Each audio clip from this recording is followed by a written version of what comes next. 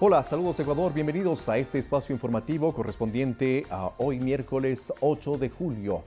Antes de empezar con las noticias, queremos invitarles, como siempre, a revisar nuestros titulares.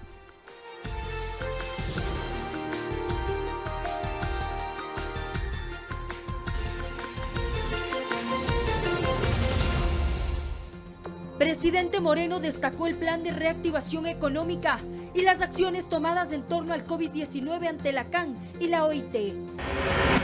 El diplomático de carrera José Valencia renuncia a la Cancillería tras 2 años al frente del Ministerio de Relaciones Exteriores.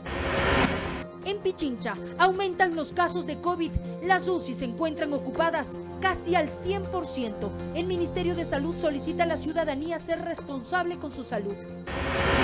Andrés López Obrador y Trump, presidentes de México y Estados Unidos, mantuvieron su primera reunión.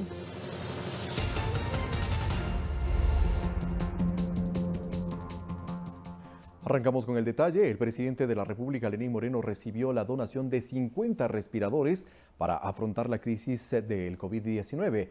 Además, la cooperación internacional ha apoyado con alimentos a grupos vulnerables a través del Ministerio de Inclusión durante la pandemia.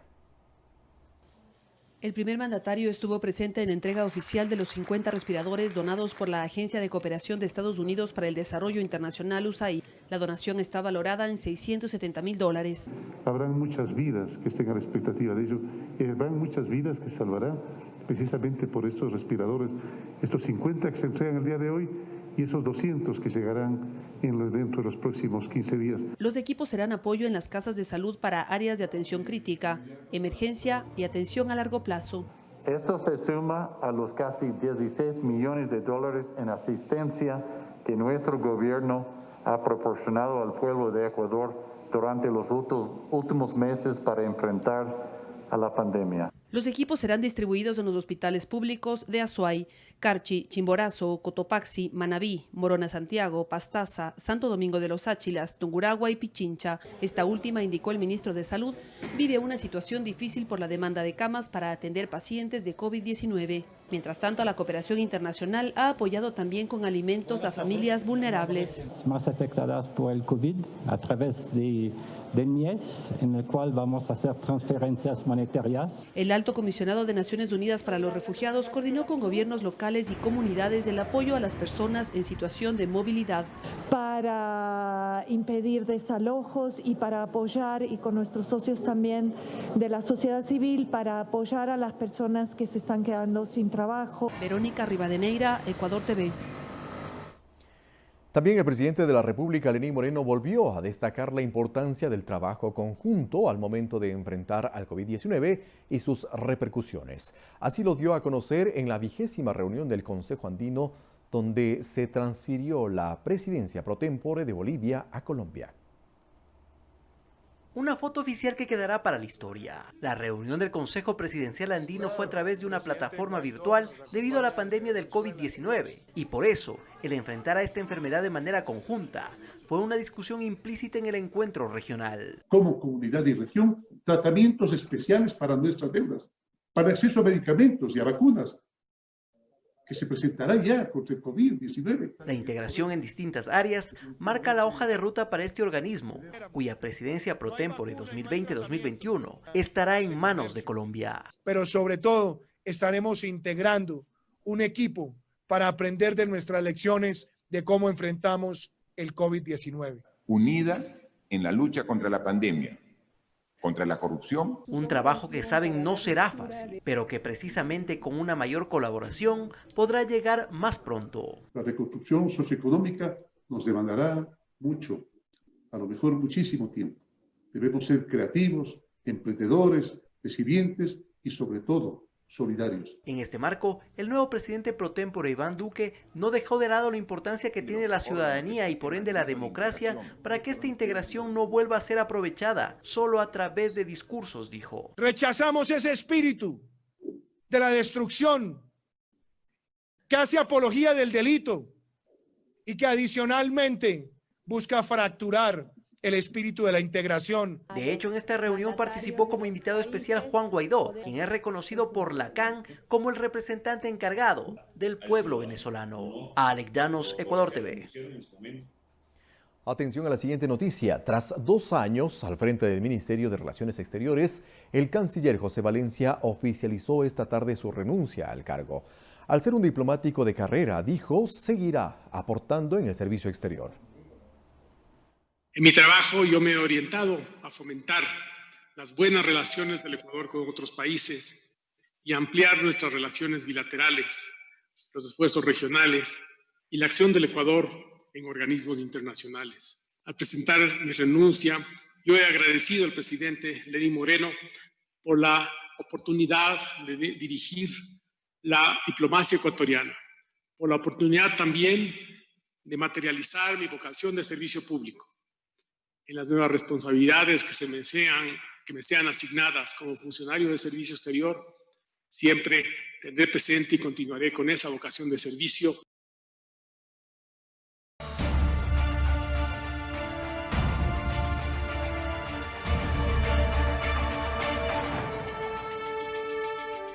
Temas de carácter económico. Hay 5 aspectos que se tratan en la renegociación de una deuda: el periodo de gracia, el flujo de pago de la deuda, la tasa de interés, el capital y el plazo para pagar. Le explicamos las acciones de estos ítems en la renegociación de los bonos de la deuda del Ecuador con el grupo de tenedores más importante. El periodo de gracia consiste en aplazar el pago de la deuda, es decir, disponer de un espacio de tiempo para encontrar mecanismos de recuperación y responder al préstamo. El equipo económico del gobierno ecuatoriano logró que los $5.000 millones de capital que estaba previsto pagar en los primeros 5 años, ahora se pague un mínimo monto. Solo este año vamos a pagar alrededor de $2.000 millones y vamos a pasar a pagar $79 millones. Es decir, se logró negociar un periodo de gracia tanto para el capital como para los intereses. Se alargó la deuda y se bajaron los montos. En cuanto al flujo de pago de la deuda, o liquidez, se logró un alivio de $11.000 millones.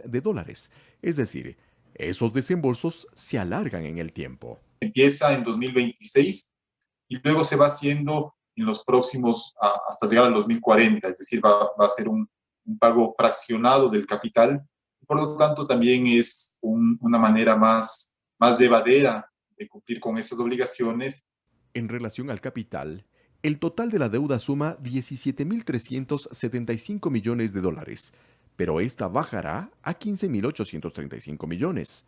Y en lo relacionado a la tasa de interés, esta baja de 9.2 a 5.3% en promedio. El pago, incluso cuando llegue a su máximo, no va a ser tan alto como lo sería sin acuerdo, digamos. Ahora, en cuanto al plazo, este se duplica, pasando de 6 años a 12 años en promedio. Y simplemente ahora este alivio que se da implica una menor necesidad de financiamiento. Entonces, a través de una combinación de las dos medidas, reducción del gasto e incremento de los ingresos, es posible que el Ecuador a futuro siga cumpliendo no solo con sus obligaciones financieras, sino principalmente con los gastos que son la razón de ser de un Estado, que son los servicios públicos de seguridad, salud, educación, justicia y demás. Según se explicó, es un acuerdo que beneficia al Ecuador en los 5 ítems de la renegociación de los bonos de la deuda, asentado en la responsabilidad, confianza y seriedad de las partes. Eduardo Córdoba, Ecuador TV. El alivio fiscal que representa la reestructuración de los bonos con el mayor grupo de acreedores podría ayudar al sector productivo a solventar la grave crisis que deja la paralización de actividades por la pandemia si todos los actores de la economía hacen su parte.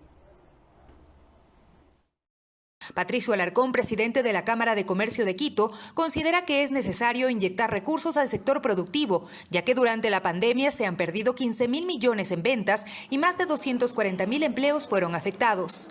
Se debe destinar a créditos para mantener las operaciones del sector productivo, es decir, para capital de trabajo, para el salvataje de negocios, para mantener operaciones, para mantener los roles de pagos. Según el economista Abelardo Pachano, esta negociación también aportará a superar la crisis post-COVID si cada actor de la economía hace su parte. Los empresarios en un ambiente de seguridad jurídica tienen que poner en juego sus capitales.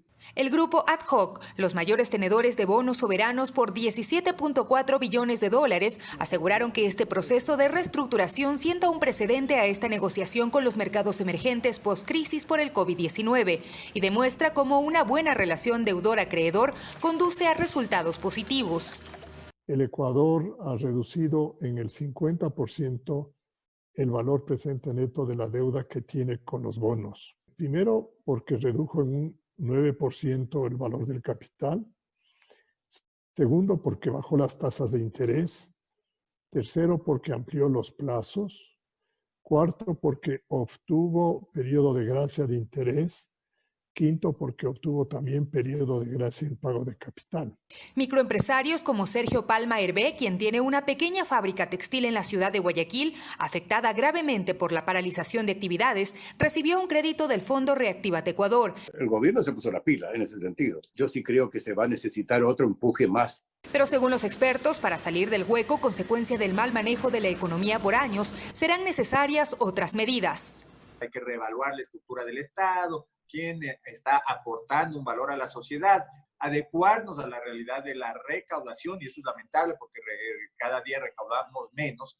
De momento, Ecuador gana un respiro, pues tras el anuncio de la negociación con los tenedores de deuda, el riesgo país bajó 519 puntos, ubicándose este 7 de julio en 2.760. Sofía Montoya, Ecuador TV. El presidente de Ecuador, Lenín Moreno, participó en la cumbre virtual de la Organización Mundial del Trabajo, OIT, y resaltó las medidas tomadas por el gobierno nacional para reactivar la economía y sostener los empleos. En la cumbre de la OIT, el presidente Lenín Moreno destacó las acciones gubernamentales para la reactivación económica y la sostenibilidad del empleo en el Ecuador. Felicitó a la Organización Internacional del Trabajo por la organización de la cumbre y manifestó que la pandemia ha impuesto nuevos escenarios sociales y económicos. En este marco, el presidente de la República destacó la aprobación de la Ley de Apoyo Humanitario por parte de la Asamblea. Por eso promocionamos una ley de apoyo humanitario que, entre otros temas, impulsa la reactivación económica y productiva, con el efecto inmediato de conservación y generación de empleo. La ley fomenta el diálogo entre empleadores y trabajadores. La mejor manera de llegar a acuerdos es esa. De más está decir que dichos acuerdos respetan absolutamente todos los derechos laborales. Además, mencionó el programa de créditos Reactívate Ecuador para brindar liquidez a las micro, pequeñas y medianas empresas con un total de 1.150 millones de dólares para la reactivación. El jefe de Estado mencionó que la ley de apoyo humanitario busca mantener el empleo. La ley también incluye aspectos para superar los efectos negativos de la pandemia, como por ejemplo la reducción de pensiones escolares hasta en un 25%, la prohibición de incrementar los valores en los servicios básicos, así como su suspensión por falta de pago, y la reducción en el costo del servicio eléctrico para los sectores de escasos recursos. En la cumbre, Moreno dijo que con solidaridad el mundo saldrá triunfante de la batalla contra la pandemia. Verónica Rivadeneira, Ecuador TV.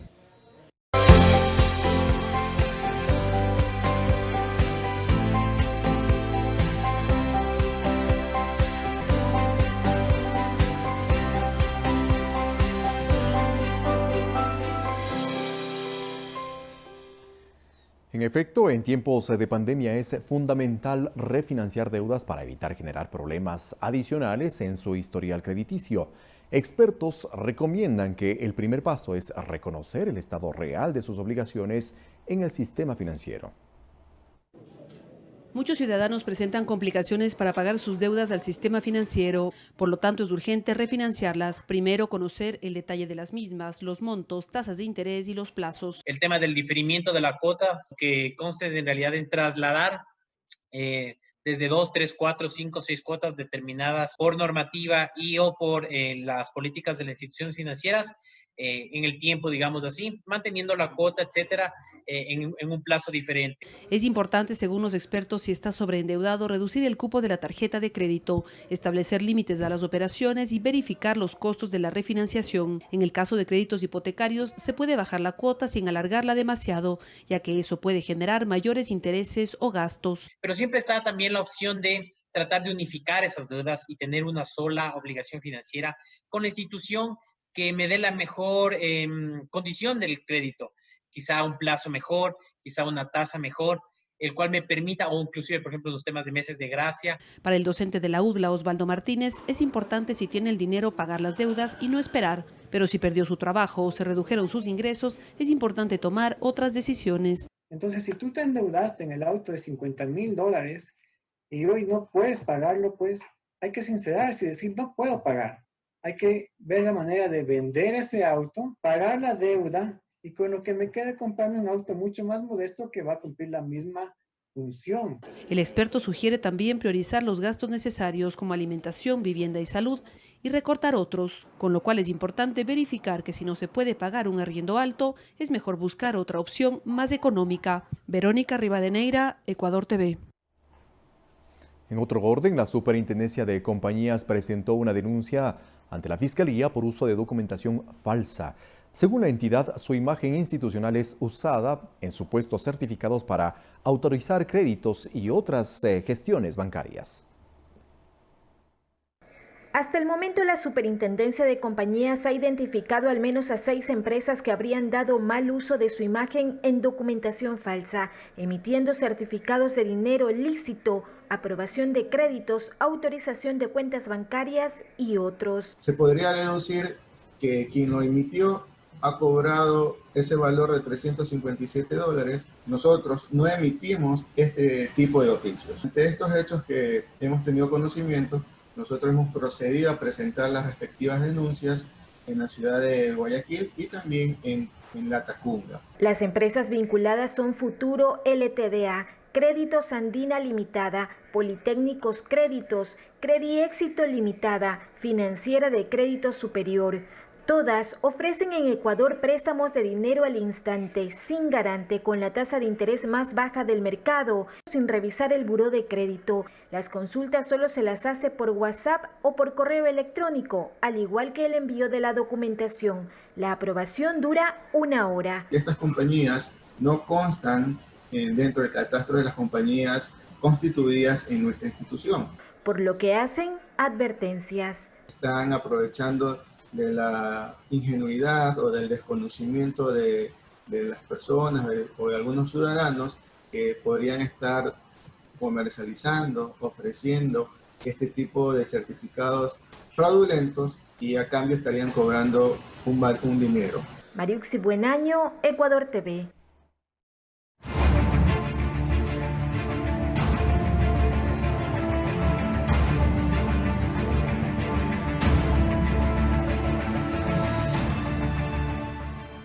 En Pichincha, un 92.81% de camas de hospitalización para tratamiento de COVID-19 están ocupadas, al igual que un 99.21% de camas de las unidades de cuidados intensivos. El Ministerio de Salud cree que la responsabilidad ciudadana es fundamental para superar esta crisis sanitaria. El ministro de Salud, Juan Carlos Ceballos, reconoció que el impacto del COVID-19 en la capital es fuerte, pero que se realizan arduos esfuerzos por mitigar esta pandemia. Uno de los principales problemas que afronta Quito es la falta de camas. Nos tocó la ola de contagios acá en Quito, nos ha tocado un momento sumamente difícil por la demanda de cama. En Pichincha hay una capacidad de 320 camas de hospitalización COVID-19. De ellas, 297 están ocupadas, lo que representa el 92.81%. El panorama es similar en las unidades de cuidados intensivos, que cuentan con 127 camas. Y hasta este miércoles 126 permanecieron ocupadas. Esta cifra representa una ocupación del 99.21% del total. El ministro cree que la única forma de afrontar esta crisis sanitaria es con responsabilidad social. Los hospitales y las camas son necesarias, las unidades de cuidados intensivas son necesarias. Toda la gente que está trabajando en primera línea es absolutamente fundamental, pero a esta pandemia la vamos a vencer con 2 formas: la colaboración internacional, 1, y la segunda, la responsabilidad que cada uno de ustedes debe tener. Hasta este miércoles se registraron 63.245 casos confirmados de COVID-19. 5.900 pacientes se encuentran recuperados. 8.012 personas tienen ya una alta hospitalaria y 15.159 pacientes tienen alta epidemiológica. Mientras que 28.359 personas se encuentran estables en aislamiento domiciliario. Marielena Vaca, Ecuador TV. El estudio que 239 científicos presentaron a la Organización Mundial de la Salud respecto a evidencias que el virus del COVID-19 se propaga en el aire en partículas más pequeñas y que flotan por horas no es muy alejado de la realidad. Así opina el docente e investigador de la Universidad de las Américas, Rodrigo Enríquez, quien afirma que el riesgo de contagio es mayor en espacios cerrados, sin ventilación y con aglomeración de personas. 239 científicos de todo el mundo presentaron a este organismo evidencias de que el virus del COVID-19 se propaga en el ambiente en partículas más pequeñas y que flotan por más tiempo en el aire. Y así lo reconoció Benedetta Allegranchi, responsable técnica de prevención y lucha contra infecciones de la OMS. Y comprender sus implicaciones sobre los modos de transmisión y también sobre las precauciones que deben adoptarse. Al respecto, el docente e investigador de la Universidad de las Américas, Rodrigo Enríquez, hace varias precisiones. La primera, esta evidencia se comprobó por contagios en espacios cerrados, sin ventilación y donde los infectados no usaron mascarilla. Otra cosa muy distinta es en espacios abiertos, donde circula el aire y usted está sin personas a su alrededor. No existe riesgo de que pueda haber contagio por vía aérea. Ante esta nueva evidencia, el académico Rodrigo Enríquez considera inoportuno que se abran espacios como cines, por ejemplo, por la siguiente razón. En donde la gente tal vez quiera comer o beber algo y por lo tanto se va a retirar la mascarilla. Y además tenemos pendientes o declives porque hay personas sentadas a mayor altura y otras a menor altura, aumentaría el riesgo de contagio, por ejemplo, por vía aérea. Recuerde, si está en oficina o en un espacio cerrado y lo comparte con gente, use mascarilla. Abra ventanas o puertas para ventilar el espacio. No use aire acondicionado ni ventilador. Javier Ceballos, Ecuador TV. Continúan en aumento los casos del nuevo coronavirus en Estados Unidos. California, Texas, Florida y Arizona enfrentan repuntes en las cifras de contagios y fallecidos. Ya son más de 3 millones los contagios por coronavirus en Estados Unidos, que se mantiene como el país más afectado del mundo por la pandemia. Según el recuento independiente de la Universidad Johns Hopkins, el país registra hasta el momento un total de 3.009.611 contagios y 131.594 fallecidos. El balance provisional de decesos supera por mucho las estimaciones iniciales de la Casa Blanca, que proyectó en el mejor de los casos entre 100.000 y 240.000 muertes en total a causa de la pandemia. Incluso el presidente Donald Trump rebajó esas estimaciones y se mostró confiado en que la cifra final estaría más bien entre los 50.000 y los 60.000 fallecidos. Y este martes anunció el retorno a clases para otoño. Queremos reabrir las escuelas. Todos lo queremos. Las mamás lo quieren, los papás lo quieren, los niños lo quieren. Es tiempo de hacerlo. A pesar del positivismo del mandatario, recientemente el Instituto de Evaluación y Métrica de Salud de la Universidad de Washington estimó que las muertes por la enfermedad podrían llegar a 280.255 para el 1 de noviembre de este año. Hasta el momento, Nueva York es el estado más golpeado por la pandemia, con 398.237 casos confirmados y 32.243 fallecidos. A este le siguen Nueva Jersey con 15.281 muertos, Massachusetts con 8.213 e Illinois con 7.237. En cuanto a contagios, California es el segundo estado más afectado, solo por detrás de Nueva York, con 284.139 casos. Texas es el tercero con 216.026 y Florida el cuarto con 213.794 contagios. Coralía Pérez, Ecuador TV. 37 casos del síndrome inflamatorio multisistémico en niños y adolescentes se registran en el país. El mayor número de pacientes con esta enfermedad está en Guayas. El Ministerio de Salud registra un incremento de casos del síndrome inflamatorio multisistémico en niños y adolescentes. Esta enfermedad se asocia al COVID-19 y se presenta días después. Puede afectar a órganos como el corazón. Kawasaki se caracteriza por una dilatación de las arterias del corazón, de las coronarias, y esa es una de las principales afectaciones o las más graves que podría tener la enfermedad. Hasta este martes se registraron 37 casos a nivel nacional, de ellos 1 en Azuay, 1 en Bolívar, 10 en Guayas, 7 en Los Ríos, 8 en Manabí, 8 en Pichincha, 1 en Santo Domingo y 1 en Tungurahua. ¿Pero cuáles son los síntomas de alerta de esta enfermedad? Fiebre alta, erupción en la piel, la lengua hinchada, frambuesada, los hallazgos en el corazón, manos rojas, hinchadas y descamación en la piel. La principal medida para evitar este problema está en evitar un contagio de COVID-19 y esto se logra con el uso de mascarilla y con una correcta higiene de las manos. En el hospital del Instituto Ecuatoriano de Seguridad Social Quito Sur sí se registran casos, pero todos ellos se encuentran estables. A pesar de que han tenido que ingresar a la unidad de cuidados intermedios y cuidados intensivos sin cuadros realmente graves, porque ha sido oportuno el tratamiento, la evolución de ellos ha sido buena. El pasado 25 de mayo se registró el primer caso en nuestro país de un niño de 13 años en Babahoyo. Este pequeño tuvo un diagnóstico de abdomen agudo y COVID-19. Hasta el momento, todas las personas tienen un diagnóstico estable y no se registran pacientes críticos con esta enfermedad asociada al COVID-19. Marielena Vaca, Ecuador TV. Hacemos una primera pausa y enseguida regresamos con los detalles sobre la audiencia de vinculación por fraude procesal para el empresario Alfredo Adún, su hijo y el piloto Franklin Lara. Quédese con nosotros.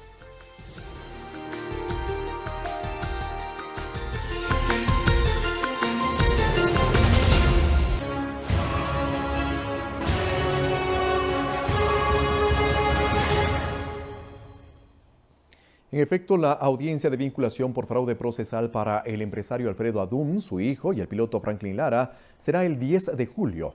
La jueza de garantías penales deberá analizar diferentes versiones que se rindieron en los últimos días. Sobre el vuelo de la avioneta en la que se accidentó Daniel Salcedo el 8 de junio en Perú hay distintas versiones. Aviación Civil, por ejemplo, señaló que el 29 de mayo la empresa Gramada, dueña de la aeronave y cuyos accionistas son los hijos de Alfredo Adún, presentó un plan de vuelo por 10 días a nombre de Franklin Lara, que no incluía Perú. El capitán Lara presenta por el sistema IFIS un plan de vuelo en el cual indica que va a hacer Guayaquil, la isla Puná. Contrario a esto, Franklin Lara en su versión negó que se hayan dirigido a Puná, sino directamente a Perú, que quien piloteaba era Alfredo Espinosa y no él, e incluso que forcejeó con Espinosa al percatarse que estaban en otra ruta. A eso sumó este miércoles su abogado, que no conoce a Daniel Salcedo. Él no conocía a las personas que cayeron en la avioneta, ¿no? Lara también habría afirmado que perdió su celular tras el accidente. Sin embargo, este miércoles el administrador de Gramada sumó una tercera versión contradiciéndolo, pues mostró a Fiscalía chats, donde Lara lo habría llamado luego del siniestro. Para que sea examinado y detecte todas las mentiras. Hay otra versión más, la de Alfredo Adún. Él señala que lo ocurrido con la avioneta fue un robo, que el plan de vuelo abarcaba un viaje el 6 de junio con biólogos a cargo de Lara, pero que no al del lunes 8. Que nunca lo reportó ni al señor Álvarez, ni a la empresa, ni a nadie. Me han quitado la visa de la manera más ruin.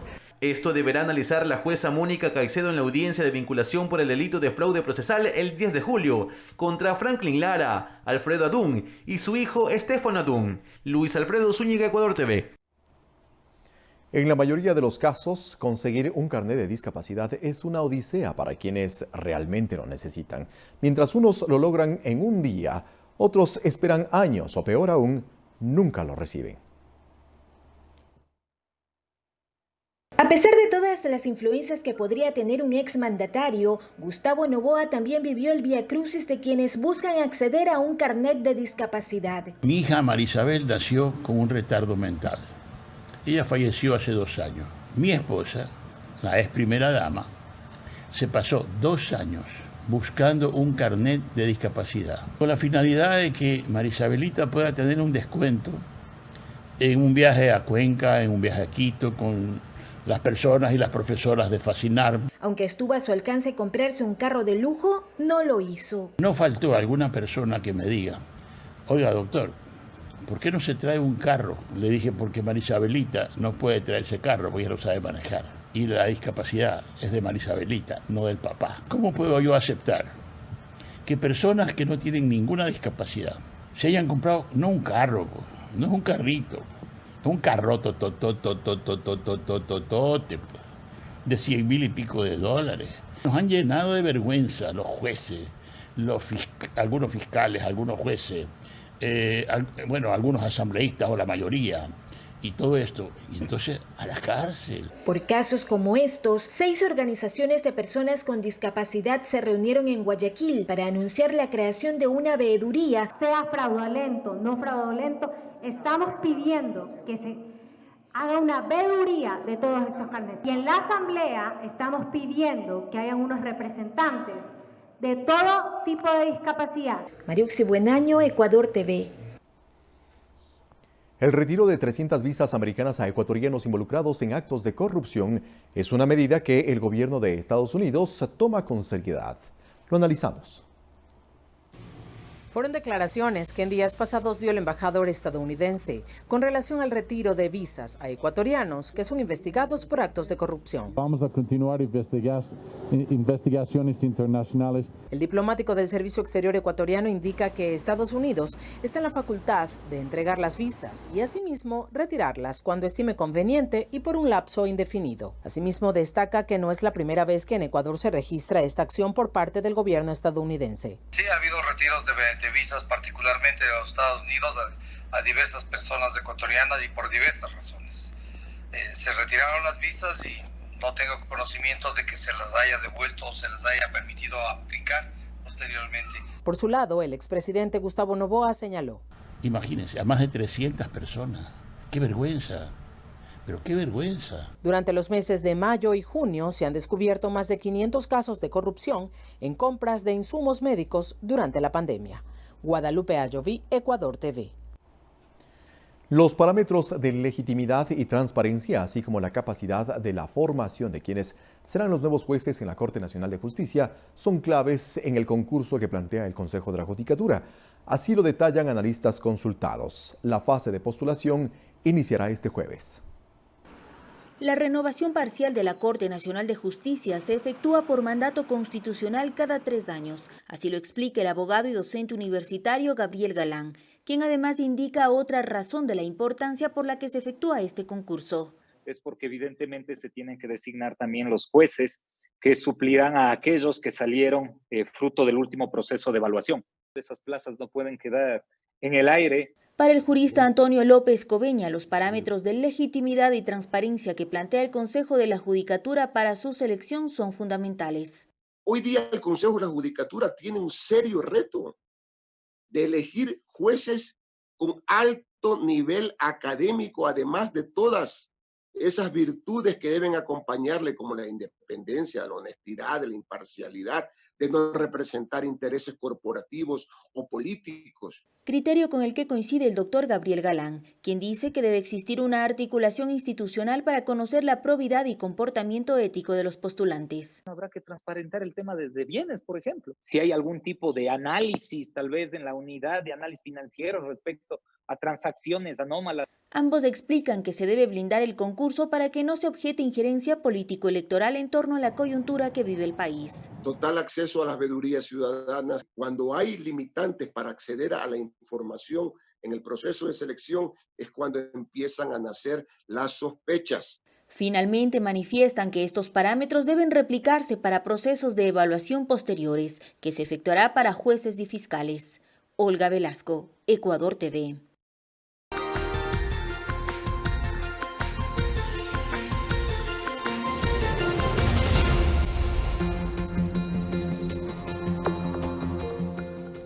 Gracias por seguir en nuestra sintonía. Continuamos con más noticias. Más de 28.000 personas se movilizaron vía aérea desde la reapertura de los vuelos comerciales en los distintos aeropuertos del país, según los reportes de la Dirección General de Aviación Civil. Desde el pasado 1 de junio, fecha en la que progresivamente los 21 aeropuertos del país reanudaron sus operaciones comerciales, 28.146 pasajeros se transportaron vía aérea, en medio de estrictas medidas de bioseguridad para evitar la propagación del COVID-19. Para mí es muy importante, debido a esta pandemia, poder viajar con una seguridad sanitaria. El aeropuerto ha cumplido con las normas de bioseguridad y estoy viajando muy tranquila, la verdad. Funciona, las medidas están todas listas, todo con gel, mascarillas, parece que todos están respetando. Desde que me bajé del avión, que me dicen, por favor, distancia, todos con trajes.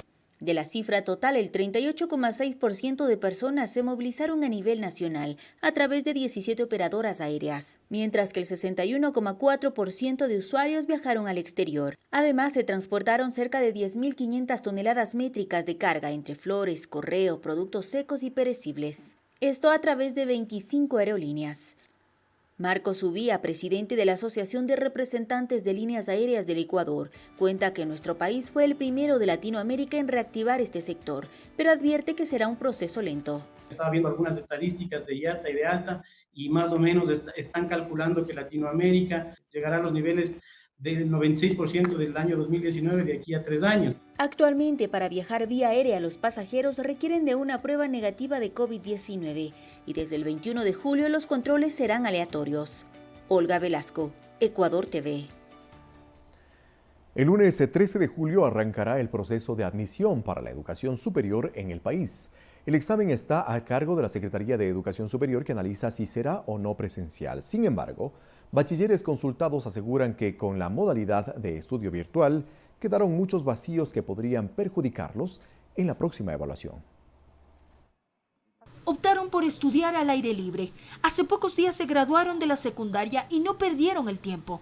Entre ellos tratan de despejar las dudas, que por la situación sanitaria no pudieron resolverlas en las aulas.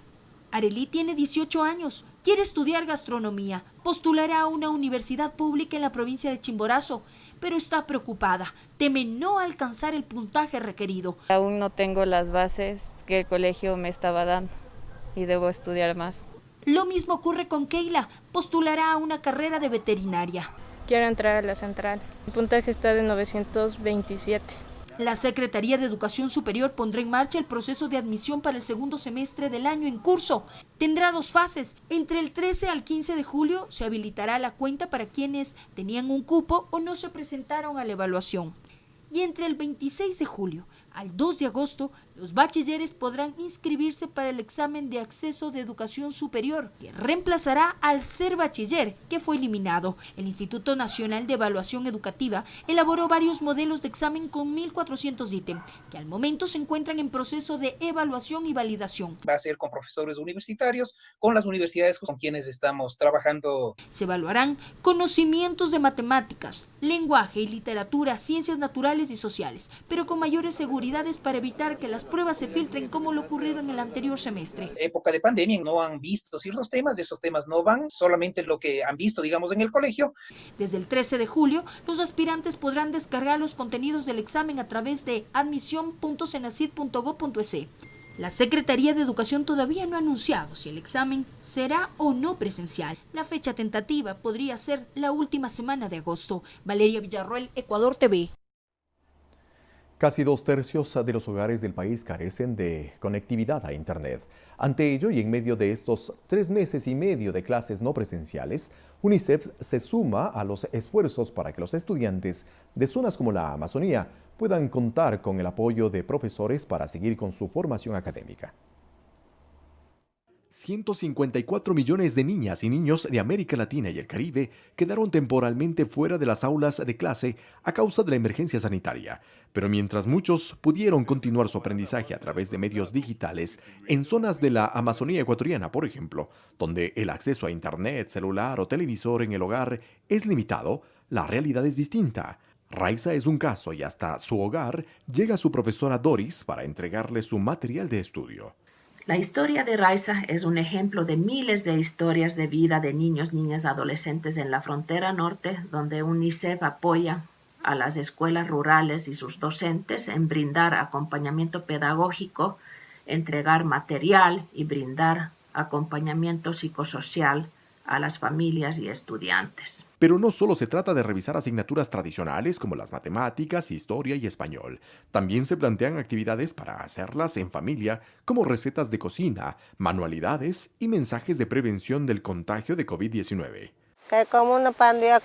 Durante la emergencia, los niños estudian en casa, con ayuda de los padres, pero también pueden disfrutar de la naturaleza.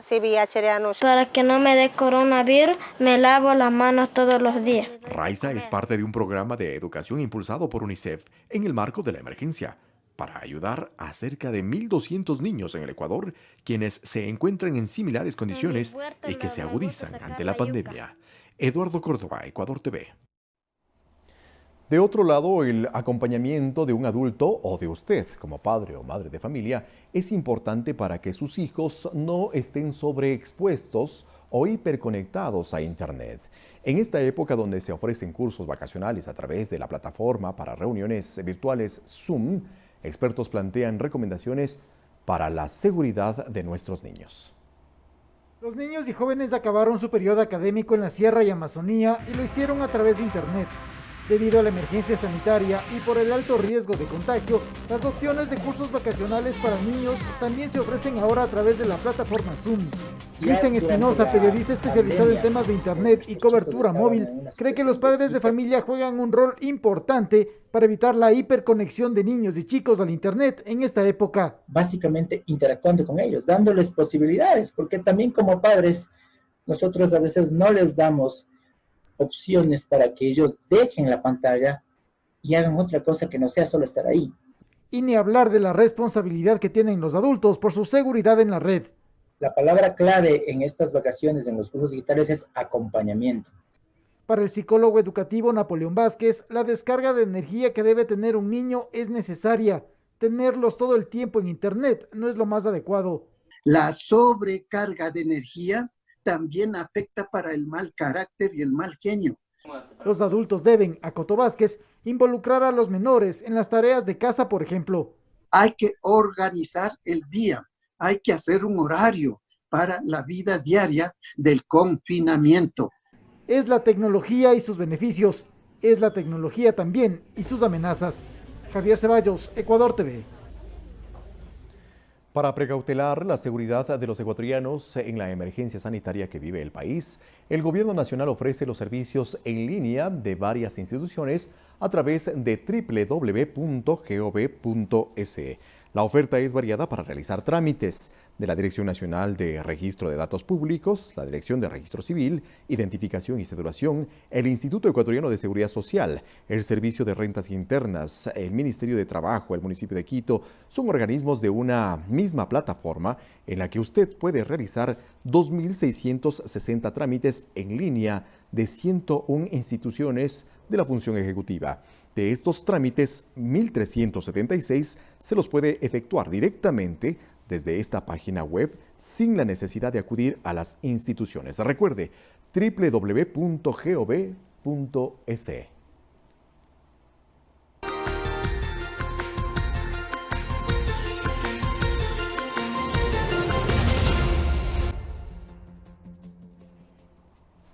Información del resto del planeta. Atención, el presidente de Estados Unidos, Donald Trump, recibió este miércoles a su homólogo mexicano, Andrés López Obrador. Los mandatarios no portaron mascarilla y tampoco se saludaron con la mano. Acciones que captaron la atención del mundo. Andrés López Obrador cumplió la primera visita oficial en sus 18 meses como presidente de México. Como es costumbre, el mandatario estadounidense Donald Trump lo esperó en la puerta de la Casa Blanca para iniciar con su reunión privada. Ninguno de ellos portaba mascarilla al momento de encontrarse y tampoco cumplieron con el distanciamiento social recomendado, aunque no se saludaron estrechando sus manos.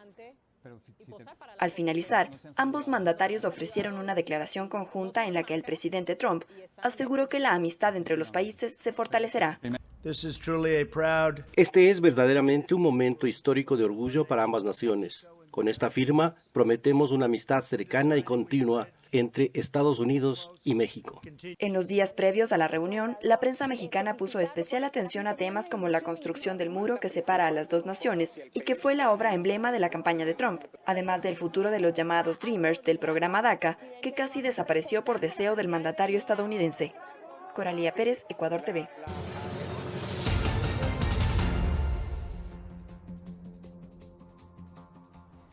La Organización Mundial del Trabajo estima que 400 millones de empleos se perdieron a causa de la pandemia. Mientras tanto, en Serbia se registran protestas ante la decisión del gobierno de retomar el confinamiento. Más en El Mundo Ahora. El mundo laboral enfrenta una situación sin precedentes. Según la Organización Mundial del Trabajo, 400 millones de empleos se perdieron a causa de la pandemia y las perspectivas para el mercado laboral mundial en el segundo semestre de 2020 son muy inciertas. En una cumbre en Suiza liderada por el organismo internacional, líderes mundiales pidieron un enfoque integral ante la problemática. Seamos claros, no se trata de elegir entre la salud o el empleo y la economía están interrelacionados. O ganamos en todos los frentes o fracasamos en todos. Las torrenciales lluvias que comenzaron la madrugada del sábado en la isla de Kyushu continúan en el centro de Japón. Las autoridades contabilizan hasta el momento alrededor de 60 muertos por las inundaciones y deslizamientos de tierra, principalmente en el suroeste del país. Además, la Agencia Meteorológica de Japón emitió su advertencia de nivel más alto para las prefecturas de Gifu y Nagano en el centro. Al menos 80.000 rescatistas se desplegaron para alcanzar y evacuar a los sobrevivientes de las zonas devastadas por el agua. Serbia protesta ante un nuevo periodo de confinamiento. Miles de personas se manifestaron en Belgrado y se enfrentaron a las fuerzas del orden a las puertas del Parlamento, después que el presidente Aleksandar Vučić anunciara la vuelta a las restricciones de movimiento. Los partidos de oposición acusan al presidente de utilizar las medidas de restricción para su propio beneficio y para debilitar a la oposición, mientras los ciudadanos consideran que levantar el primer confinamiento fue una táctica política previa a las elecciones en el país. Con sus vestidos de novia puestos, un grupo de mujeres desfiló por las calles de Roma para pedir a las autoridades que permitan celebrar bodas, eventos que debieron ser suspendidos debido a la pandemia del coronavirus. La prohibición de actos masivos afectó gravemente a esta industria, pues datos locales informan que el 90% de los matrimonios se pospuso para el 2021. El mercado de eventos es altamente rentable en Italia. Cerca de 500.000 personas trabajan en este sector, que cuenta con 83.000 empresas registradas, las cuales facturaron más de 10 millones de euros en 2019. Coralía Pérez, Ecuador TV. Así finalizamos este espacio informativo. Les invitamos, como siempre, a seguir en nuestra programación. Ya se viene Desde Cero. Antes, también queremos agradecer a nuestra compañera Diana Tirado en la interpretación en lengua de señas. Buenas noches, buen descanso.